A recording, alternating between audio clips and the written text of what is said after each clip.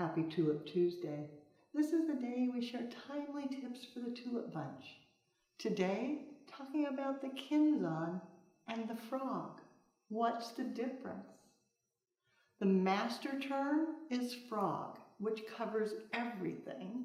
Kenzan refers just to the one that has the little pins. So if you say this is a frog, you're correct. And it's a Kenzan, you're also correct. The frogs might have holes, no pins. This one is one of my absolute favorites. It fits perfectly into the vessel.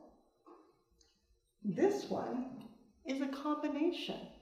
It has a Kenzan with a frog that fits over the top. Some frogs are metal, some frogs glass.